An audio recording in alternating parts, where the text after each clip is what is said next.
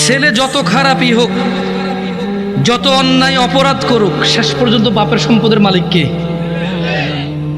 আরেকজন পৃথিবীর যত ভদ্র হোক, নম্র হোক, ও পাবে কিছু? মা তার সন্তানকে যতই মারুক, শেষ পর্যন্ত শলার দাগের মধ্যে, বেতের দাগের মধ্যে তেলটা কে লাগায়? মলমটা কে লাগায়? চুলগুলো কে আশ্রয় দেয়? জামা কাপড়গুলো কে ধুয়ে দেয়? মা ধুয়ে। জ্বর হলে মাথায় জলপট্টি কে দেয়? মা দেয়। আবার এই মাই কিন্তু এক একবার খেপে গেলে শলার মুঠা ভেঙে ফেলে পিটতে পিটতে, করে কিনা? আস্থা রাখো ভাই আমার, কোরআন সুন্নাহর মধ্যে আস্থা রাখো। আমরা যদি আল্লাহর বান্দা হই, কার বান্দা? আমরা কার বান্দা হব? তোমাকে আমি বলি, শুনো, আমি শেষ আমার ওয়াজ।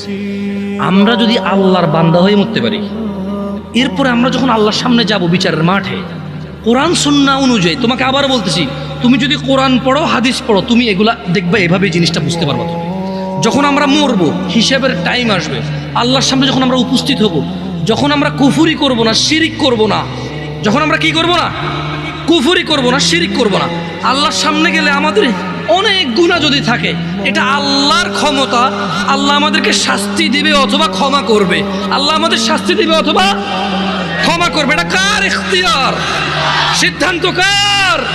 আল্লাহ। ধরে নাও আল্লাহ আমাদেরকে ক্ষমা করে দিচ্ছে, তাহলে আল্লাহ আমাদেরকে জান্নাত দিল। কি দিল? ওকে। ধরে নাও আল্লাহ আমাদেরকে ক্ষমা করে নাই, তাহলে আল্লাহ আমাদেরকে শাস্তি দিবে। কি দিবে? কিন্তু ওই যে আমরা মুমিন মুসলমান, এই শাস্তি চিরস্থায়ী হবে না। কি হবে না? কি হবে না? ওই যে যার যে অপরাধ, চুরি করলে 6 মাস জেল, ডাকাতি করলে 1 বছর জেল, মানুষ মারলে 12 বছর যাবজ্জীবন জেল, ওই হিসেবে আমাদের অন্যায় অপরাধ অনুযায়ী শাস্তি পাবো। কি পাবো? যদিও শাস্তি বড় ভয়ঙ্কর, আল্লাহ আমাদেরকে আশ্রয় দিকে। আমিন। আমি তোমাদের বলি, আবার বলি, শোনো, বোঝার জন্য বলি। আমি তোমাদেরকে কি বলতে চাচ্ছি, তোমরা কি বুঝতেছো ভাই? আমি বলতেছি না যে অপরাধ করো, আমি মূলত বলতে চাচ্ছি তোমরা মুসলমান হয়ে মরো ভাই। আমি মূলত বলতে চাচ্ছি আমি যাতে মুসলমান হয়ে মরতে পারি, কারণ মুসলমান হয়ে মরলে অন্যায় অপরাধ থাকলেও আল্লাহ যদি ক্ষমা করে, তিনি গফুর রহিম। আর যদি আল্লাহ বিচার করে, তাহলে তিনি কহ্হার, কঠোর।